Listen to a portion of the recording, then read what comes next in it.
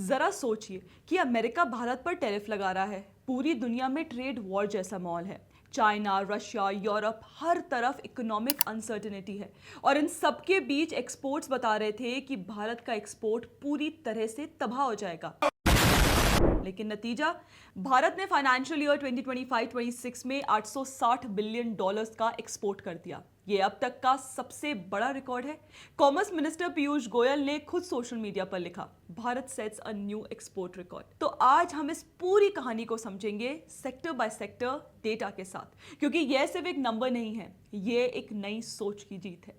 पहले बात करते हैं नंबर्स की। फाइनेंशियल ईयर 2024-25 में भारत का टोटल मर्चेंडाइज और सर्विसेज एक्सपोर्ट कुल 825 बिलियन डॉलर्स था और इस साल फाइनेंशियल ईयर 2025-26 में ये पहुंचा 860 बिलियन डॉलर्स तक, मतलब करीब 4.22% की ग्रोथ।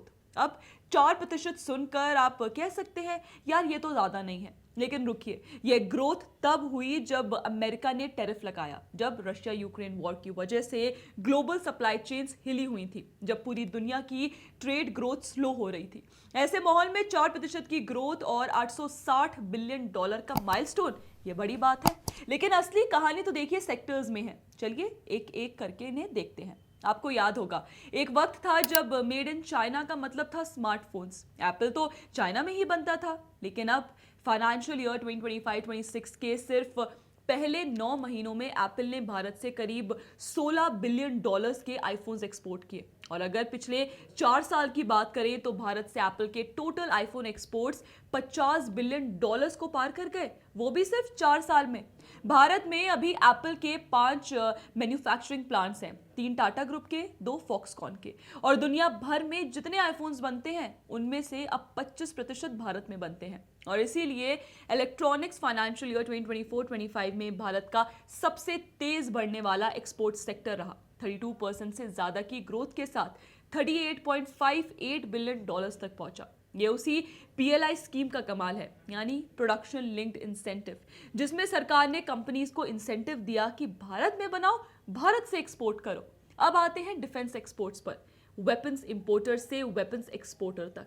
कुछ साल पहले भारत दुनिया का सबसे बड़ा आर्म्स इंपोर्टर था। हम दूसरे देशों से हथियार खरीदते थे और अब फाइनेंशियल ईयर 2025-26 में भारत के डिफेंस एक्सपोर्ट्स पहुंचे 38,424 करोड़, यानी करीब 4.6 बिलियन डॉलर्स। और यह पिछले साल के मुकाबले 62.66% ज्यादा है।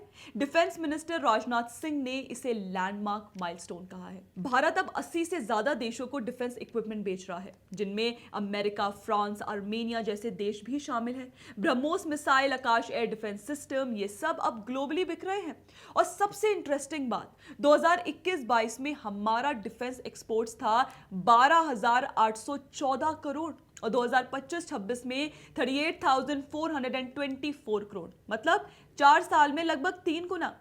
यह आत्मनिर्भर भारत की असली तस्वीर है दोस्तों। आईआईटी और सर्विसेज, जो कि भारत का सबसे बड़ा एक्सपोर्ट इंजन था। जब भी हम एक्सपोर्ट्स की बात करते हैं तो लोग सोचते हैं कपड़े, चावल, स्टील, लेकिन भारत का सबसे बड़ा एक्सपोर्ट इंजन है आईटी और सर्विसेज। फाइनेंशियल ईयर 26 में सर्विसेज एक्सपोर्ट्स पहली बार 418 बिलियन डॉलर पार कर गए। रिपोर्ट्स के मुताबिक भारत की IT industry revenue financial year 25 में 283 बिलियन डॉलर्स तक पहुंची। आईटी एक्सपोर्ट्स 224 बिलियन डॉलर्स, जो फाइनेंशियल ईयर 24 से 12.48% ज्यादा है। सॉफ्टवेयर सर्विसेज इन सबका बैकबोन है। टोटल सर्विसेज एक्सपोर्ट्स का 40% से ज्यादा हिस्सा सॉफ्टवेयर का है और यह हर साल एवरेज 13.5% की रेट से बढ़ रहा है। टीसीएस, इन्फोसिस, विप्रो, ये सिर्फ कंपनीज नहीं है, ये भारत के एक्सपोर्ट एम्बेसडर्स हैं। बात करें अगर फिशरीज की, तो जहां सबसे ज्यादा डर था वहीं से आई सबसे बड़ी जीत, उस सेक्टर की जिसके बारे में सबसे ज्यादा चिंता थी। भारत का बहुत सारा सी फूड, खासकर श्रिम्प और प्रॉन्स, अमेरिका जाता था। जब अमेरिका ने टैरिफ लगाया तो इफेक्टिव टैरिफ रेट 58% से ऊपर पहुंच गई। अप्रैल से सितंबर 2025 के बीच यूएस को सी फूड एक्सपोर्ट्स करीब 6% तक गिर गए। सब कह रहे थे फिशरी सेक्टर खत्म हो जाएगा, लेकिन भारत ने क्या किया? घबराया नहीं। गवर्नमेंट के ऑफिशियल्स यूरोप गए, लैटिन अमेरिका गए, मिडिल ईस्ट गए, साउथ ईस्ट एशिया गए, नए बायर्स ढूंढे। ईयू को इंडियन श्रिम्प एक्सपोर्ट 38% बढ़े। चाइना, वियतनाम, थाईलैंड सब नए मार्केट्स बने और नतीजा फिशरीज एक्सपोर्ट्स 60,000 करोड़ से बढ़कर 68,000 करोड़ पहुंच गया, करीब 13% की ग्रोथ। यूएस का एक दरवाजा बंद हुआ, भारत ने अपने लिए और देशों के दरवाजे खोल दिए। और लॉजिस्टिक्स कॉस्ट, वो साइलेंट हीरो जिसकी बात कम होती है, ये शायद सबसे कम डिस्कस होने वाली लेकिन सबसे इंपॉर्टेंट बात है। कोई प्रोडक्ट कितना कंपेटिटिव होगा ग्लोबल मार्केट में, ये बहुत हद तक डिपेंड करता है लॉजिस्टिक्स कॉस्ट पर। मतलब उस प्रोडक्ट को फैक्ट्री से शिप तक और शिप से बायर तक पहुंचाने का खर्च। कुछ साल पहले भारत की लॉजिस्टिक्स कॉस्ट थी जीडीपी का 14 से 16%। ये चाइना के मुकाबले लगभग 2 गुना था। आईआईटी चेन्नई, आईआईटी कानपुर और आईआईएम बैंगलोर की जॉइंट स्टडी के मुताबिक ये पहले 10% तक आई।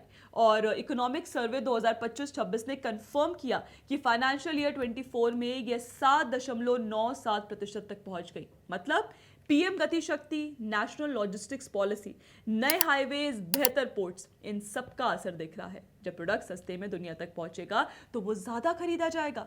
Export import bank of Bharat का कहना है कि लॉजिस्टिक्स कॉस्ट में 1% की कमी से एक्सपोर्ट वॉल्यूम में 0.6% की बढ़त होती है।